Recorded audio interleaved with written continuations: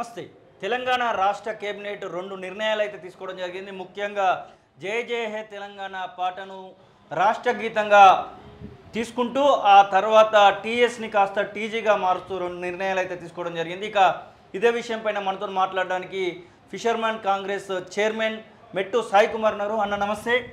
తెలంగాణ ఉద్యమ కాలంలో TG TG TG అంటూ చెప్పుకుంటున్నటువంటి దాన్ని మధ్యలో తెలంగాణ రాష్ట్రం వచ్చిన తర్వాత టీఎస్గా మార్చడం జరిగింది. ఇప్పుడు దాన్ని మళ్ళీ మారుస్తూ టీఎస్ నుంచి టీజీగా రాష్ట్ర కేబినెట్ అయితే నిర్ణయం తీసుకుంది. ఎట్లా చూడవచ్చు అంటారు దీన్ని? మన సీనన్న ఇప్పుడు ముఖ్యంగా ఏంటంటే టీఎస్ అనే పదం పైన, టీఎస్ అనే అక్షరాలపైన రాజకీయ కుట్ర కోణం ఉండే. ఓకే. తెలంగాణ అప్పటి రాష్ట్ర ముఖ్యమంత్రి అప్పటి 2014లో అన్నటువంటి వ్యవహార ప్రకారంగా టీఆర్ఎస్ అనే పార్టీని ప్రతిరోజు ప్రజల నోట్లో నానుడి కావాలనే ఉద్దేశంతోనే టీఆర్ఎస్కి అనుబంధంగా టీఎస్ అనే పదాన్ని ఉచ్చరించాలి తెలంగాణ రాష్ట్ర ప్రజలు అని చెప్పి చేసినటువంటి కుట్ర కోణంగా టీఎస్ వచ్చి ఏర్పడింది. ఓకే. మీరు చూడవచ్చు, Maharashtra Maha MH, Kerala KL, yes, AP Andhra Pradesh, TN Tamil Nadu, yes, TG Telangana. అవును. ఏ స్టేట్లో కూడా స్టేట్ పక్కన లేదు. ఓకే. ఇలాంటి కుట్ర కోణాన్ని తీసుకొచ్చి తెలంగాణ రాష్ట్రం పైన, తెలంగాణ పదం పైన, తెలంగాణ ప్రజల మనోభావాల పైన రాజకీయ కుట్ర చేసినటువంటి కేసీఆర్ గారి కుట్ర కోణాన్ని రేవంత్ రెడ్డి గారు నిన్న పటాపంచలు చేశారు. తెలంగాణ పదాన్నాన్ని, తెలంగాణ యొక్క వాచర్యాన్ని, తెలంగాణ యొక్క వాక్యాన్ని ప్రతి ఒక్కరు టీజీ అంటే తెలంగాణ వాడొస్తుందని చెప్పి తీసుకొచ్చిన ఘనతకు కేసీఆర్ని యొక్క కుట్ర కోణాన్ని తీసుకొచ్చినటువంటి ఘనత రేవంత్ రెడ్డి గారికి hats off first of all. ఎందుకంటే తనను కాపాడుకోవాలని చెప్పినటువంటి కేసీఆర్ తెలంగాణ పదాన్ని చంపేసి, ఎస్, తనను కాపాడుకోవాలని కేసీఆర్ తెలంగాణ పదాన్ని చంపేస్తే అదే ఒక తెలంగాణ పదాన్ని నిన్నటితో కేబినెట్ మీటింగ్ ద్వారా మళ్ళీ ప్రజలకు తీసుకొచ్చిన ఘనత ముఖ్యమంత్రి రేవంత్ రెడ్డి గారు. ఏదో అనుకోకుండా అయిన వ్యవస్థ కాదు, అది కావాల్సిన వ్యవస్థ. అది రాష్ట్రంలో రాజకీయాలు మేము తప్ప ఇంకెవరు చేయొద్దు, మా పార్టీ చేయగలుగుతుందని చెప్పినటువంటి కేసీఆర్ యొక్క కుట్ర కోణాన్ని పటాపంచలు చేసి తెలంగాణ ప్రజల యొక్క మనోభావాన్ని కాపాడే ఘనత ముఖ్యమంత్రి రేవంత్ రెడ్డి గారు. 4 కోట్ల ప్రజల ఆశాభావం ఇది. ఏదో ఒక 4 కుటుంబాలు ముఖ్యం కాదు. 4 కోట్ల ప్రజల ఆకాంక్షని, వారి యొక్క పదాన్ని, ఒక తెలంగాణ వాదాన్ని, తెలంగాణ ఒక ఆకాంక్షని కాపాడినటువంటి ఘనత ముఖ్యమంత్రి రేవంత్ రెడ్డి గారిది. కాబట్టి యావత్ తెలంగాణ ప్రజలు, తెలంగాణ ప్రతి ఒక్క గ్రామాలు ఇదే పదాన్ని కోరుకున్నారు, తెలంగాణ పదాన్ని.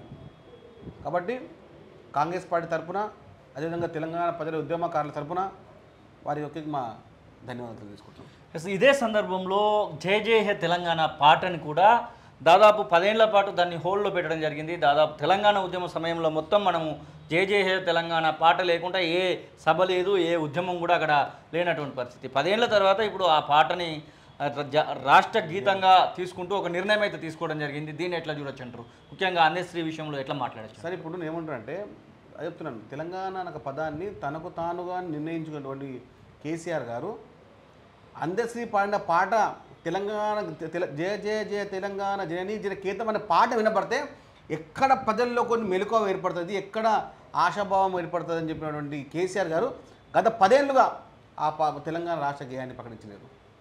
2009 నుంచి 14 దాకా ఇదే పాటని తీసుకొచ్చినటువంటి కేసీఆర్ 2014 తర్వాత ఆ గేయం ఎందుకు చేయలేదు అంటే ఆ గేయంలో ఉన్నటువంటి ఒక ఉద్దేశం ఏంది?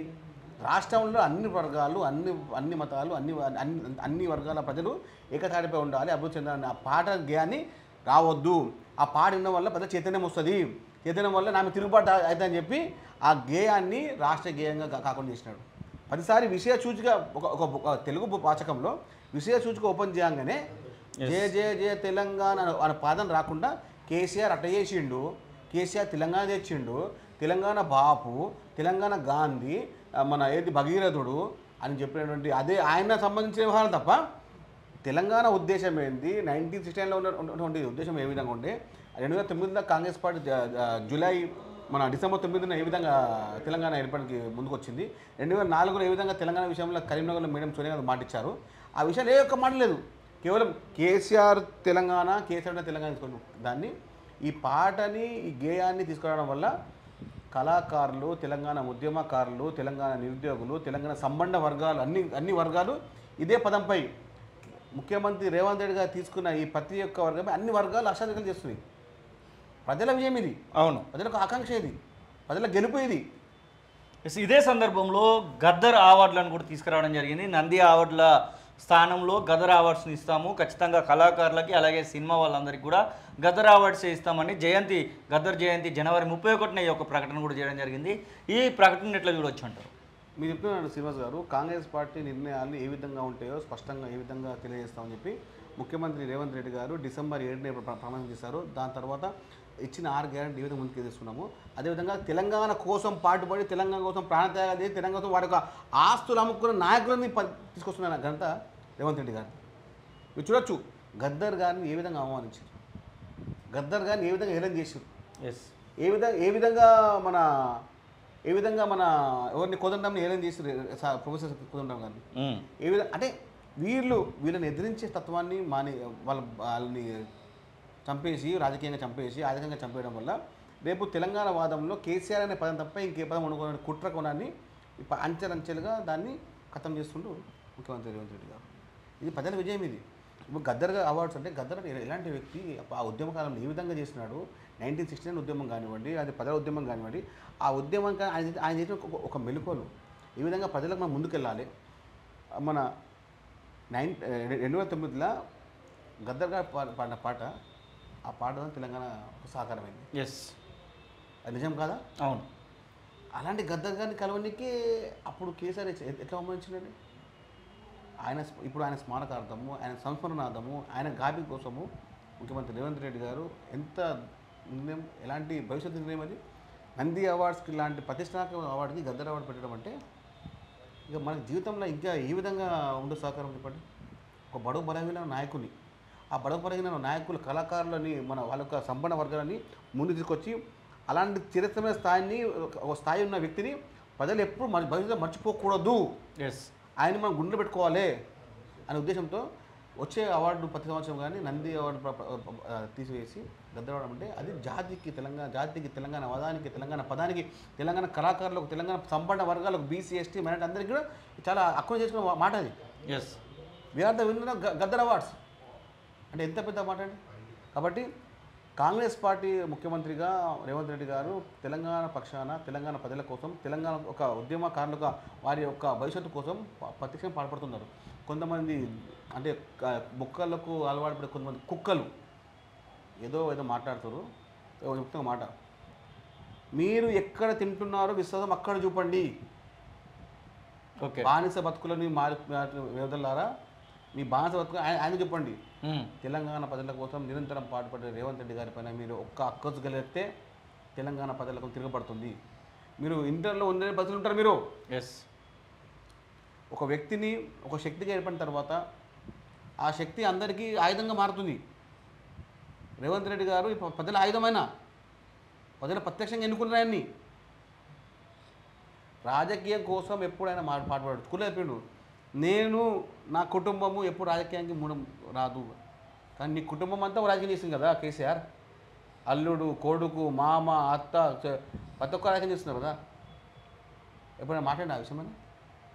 మీరు ఎప్పుడైతే కాంగ్రెస్ పార్టీ అధికారం రాగానే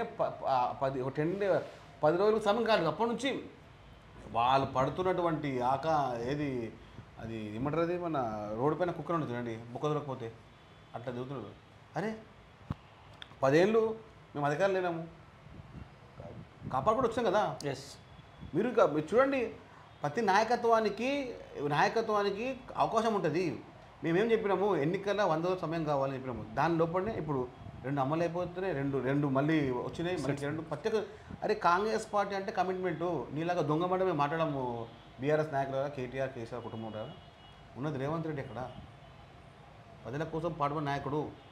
మీరు ఫామ్ హౌస్లకు పరిమితమయ్యారు, ఆయన ప్రజలకు పరిమితమవుతున్నారు. ఇదే పబ్లిక్ పీపుల్స్ లీడర్.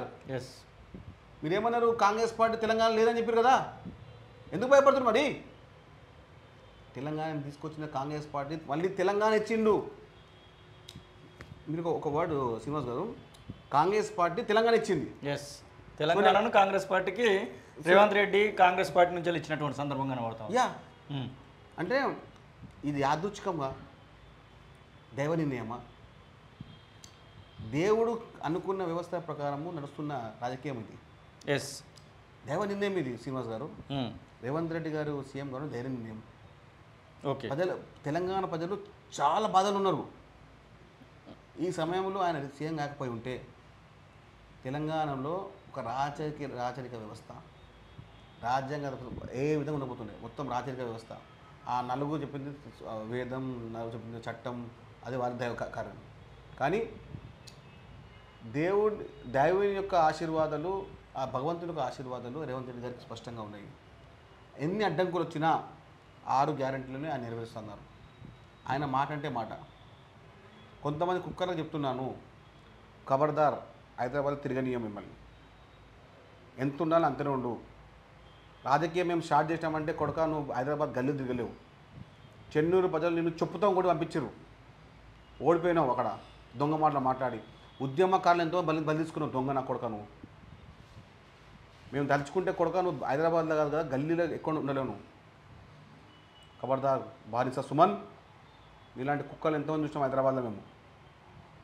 మేము తలుచుకుంటే ఇక్కడ చిట్కేసే కొడక నువ్వు చెన్నూలో పడాలిపోయి